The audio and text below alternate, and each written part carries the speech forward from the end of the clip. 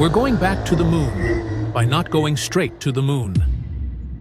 NASA's new path loops high, then lands, losing a tiny station and a strange orbit. Why take the long way? Because this time, to stay. Our destiny is always to go and see what's further and what's next.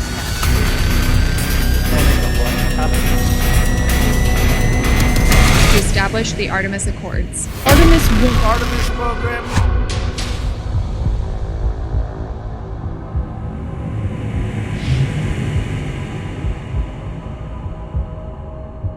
Most people think Artemis is Apollo 2.0, big rocket.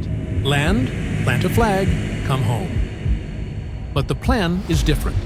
It aims at the moon's south pole, where sunlight skims and shadows hide ice. It uses an orbit with a long, lopsided loop. It parks a small station there called Gateway. Then, a reusable. Lander ferries crew to the surface, the strong path, and how NASA already tested it. Here's our claim. The odd orbit makes polar landings safer and cheaper in fuel. Gateway adds options if something breaks. And a reusable lander cuts waste over time. We'll test that idea 3 ways. First, build the orbit on this desk. Second, look at CAPSTONE, a tiny probe that flew it. Third, link it to the next crewed flights. This orbit has a name, NRHO. That's a mouthful. Think of it like this. It's almost a rectangle around the moon. High over one pole, low over the other. Near rectilinear just means almost straight sides to that loop. Halo means it dances around a gravity sweet spot. Why here? 2 reasons. First, from this loop, you can always talk to Earth and see the poles. Fewer blackouts. Second, it takes less push to drop down to the South Pole and climb back up. Don't just take the model's word for it. In 2022, a toaster-sized probe named CAPSTONE slipped into this orbit. It stayed there for months with tiny nudges. So the strange path isn't theory. It's flown. Picture 2 kids in a tug of war. The flag in the middle sits where their pull balances. Space has places like that. Near the moon, some orbits ride that balance line. An NRHO is like walking a narrow ridge. Step a little, and gravity helps you slide toward the surface. Step again, and you glide back up. Fuel is like money. Every kilogram you spend hauling down to the moon is one you can't spend on life support, tools, or time on the ground. This ridge orbit cuts the bill. It also keeps a clear line to Earth and the poles. Key for landing in rough, shadowed terrain. But wait, isn't this more complex?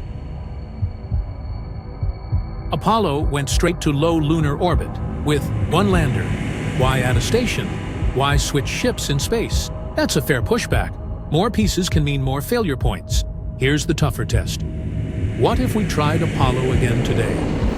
Orion, our cruise ship, can't land on the moon. It's a safe capsule for deep space travel, not a lander.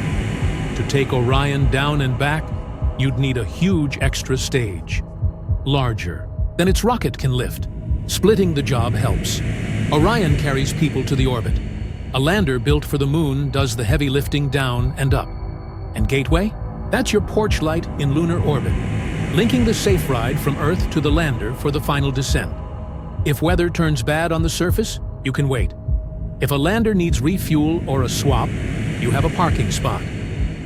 NASA picked 2 lander designs, one from SpaceX for the first landing, one from Blue Origin for later, so there's backup over time. Yes, this adds steps. It also adds exits when you need them most.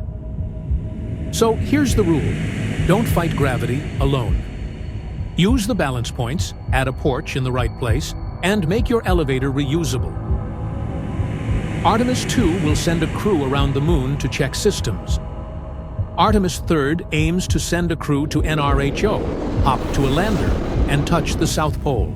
No earlier than 2026. Robotic deliveries are already sending tools and science ahead of people. Gateway will start small, just a power and living module, then grow with help from Europe, Japan, Canada, and others under the Artemis Accords. The math is simple in spirit. Save fuel in orbit, spend it where it counts, on time, safety, and science on the ground. Why does this matter?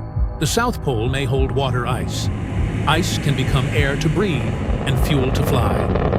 That turns the moon from a dead rock into a supply depot.